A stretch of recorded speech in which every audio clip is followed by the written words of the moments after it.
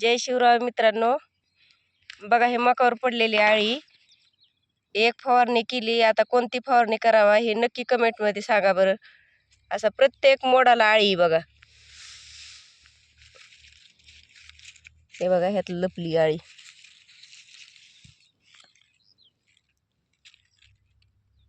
दिसली का? बाहेर निघायला लागली.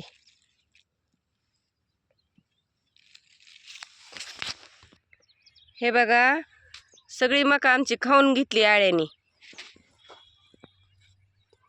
किती चांगली मका आलेली होती, टोकन यंत्रानं टोकन केलेली.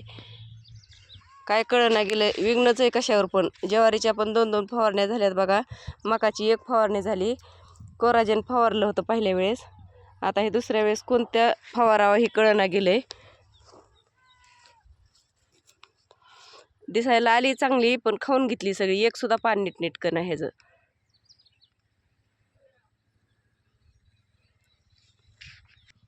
मका घेतली सगळी आळ्यांनी खाऊन.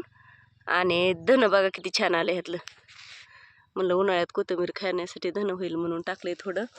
तर धन्याला काय सुद्धा विघ्न नाही बघा. हिरवंगार उगं देखणं धन उमटलंय बघा. सरीची सरी अशी कशी गच्च भरून आले.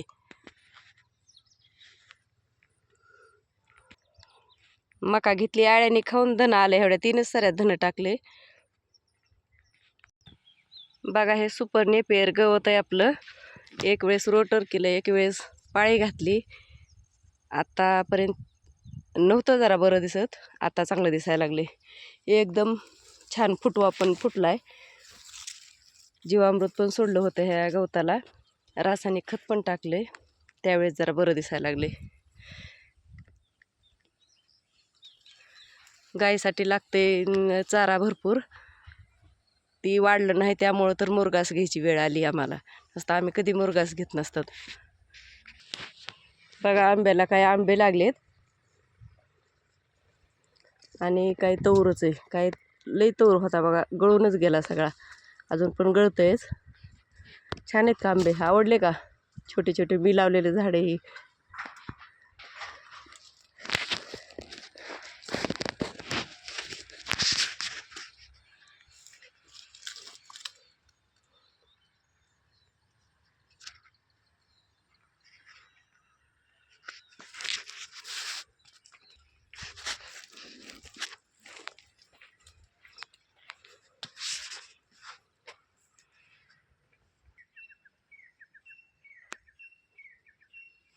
फणसाचे रोपं तयार केलेले आहेत घरीच, जून महिन्यात लावून काढायचे.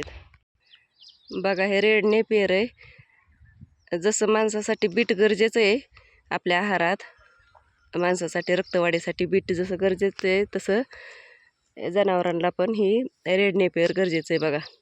आता आम्हाला 10 वर्षाचा अनुभव आहे. आम्ही ह्या दूध व्यवसायात उतरलेलो आहेत बघा. हे छान आता फुटले बघा गवत. एकदम नंबर 1 फुटवा झालाय. रान दिसाना गेलंय काय नाही. असं गवत यायला पाहिजे.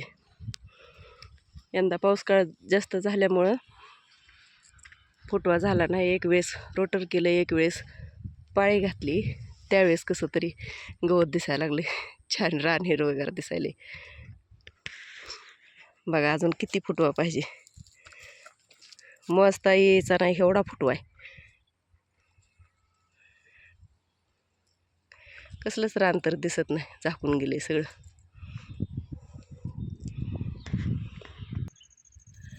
आणि ही मेथी घास होता बघा आमच्याकडे पहिला.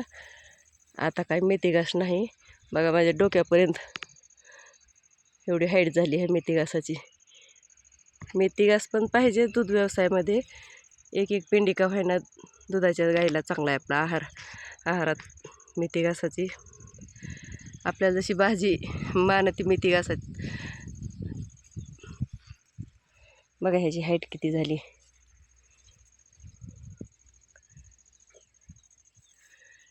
किती निळीवर छान फुलं आहेत.